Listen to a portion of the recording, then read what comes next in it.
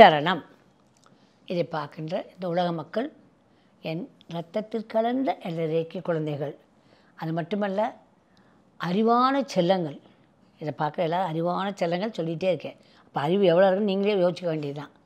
Okay, எல்லோரும் எல்லா விதமான நன்மைகளையும் பெற்று நீடூழி வாழணும்னு நம்ம வேண்டிக்கிறேன். என் வீட்டில் எங்கே பார்த்தாலும் தொட்டாசினிங்க இருக்கும். தொட்டாசினிங்க பற்றி ஏற்கனவே நான் பேசியிருக்கேன். இருந்தாலும் இப்போ நான் சொல்கிறேன். தொட்டாசினிங்க செடிங்கிறது என்னென்னா, சின்ன சின்னதாக அப்படியே பரவி பரவி இருக்கும். அது வெளியே எங்கே எல்லா இடத்துல பார்த்தாலும் தொட்டாசினிங்க இருக்கும். அதுக்கு விதையெல்லாம் போட்டு அது வர்றதில்லை, அதுவே தன்னாலே வந்திருக்கும். அது என்னென்னா நமஸ்காரி அப்படின்னு அதுக்கு ஒரு பேர்.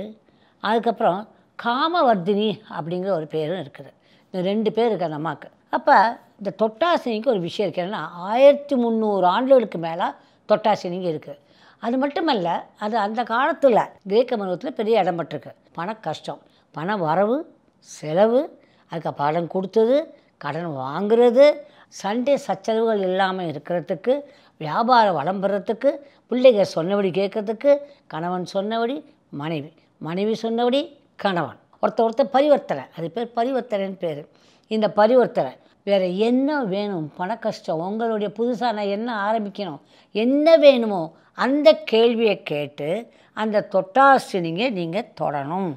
அப்படி தொட்டு கேட்கணும். ஒரே ஒரு வார்த்தை தான் கேட்கணும். திரும்ப ஒரு நாளைக்கு ஒன்று தான் கேட்கணும். ஒரு செடியை தான் எடுத்துக்கணும். அந்த ஒரு செடி நல்லா பறந்த நல்ல செடியாக ஒரு அழகான இது சட்டியில் வச்சுக்கிட்டு ஒரு இடத்த தொடுறீங்க. தொட்டு உங்களுக்கு என்ன தேவையோ அதை கேட்குறீங்க. அதை கேட்க மட்டும் இல்லை, அந்த செடியினுடைய அந்த பாட்டுக்கு அடியில் வச்சிடுறீங்க. அது தண்ணி தெளிப்பீங்கள்ல, அப்போ அதை தொட்டு அப்படி கேளுங்க. அதாவது விரிஞ்சிருக்கிற அந்த தொட்டாசினிங்க வயன்னு சுருங்குறப்ப அது நீங்கள் சொல்கிறத கேட்குதுன்னு அர்த்தம். நீங்கள் கேட்குறீங்க. அப்படியே கேட்டுட்டு நடந்த மாதிரி நினைச்சிட்டு நன்றி நன்றி நன்றின்னு சொல்லிட்டு வரீங்க. இதை எத்தனை நாள் பண்ணணும் அப்படின்னா, கிட்டத்தட்ட 21 நாள் நீங்கள் பண்ணணும். 21 நாள் அந்த தொட்டாசினிங்க தொட்டு ஒரு செடி இருக்குன்னா அந்த செடியை மட்டும்தான் நீங்கள் யூஸ் பண்ணணும். அது நிறைய கிளைகள் இருக்கலாம். அந்த கிளைகளை மாறி மாறி நீங்கள் தொட்டுக்கலாமே ஒழிய வேறு ஒரு செடிக்கு போகக்கூடாது.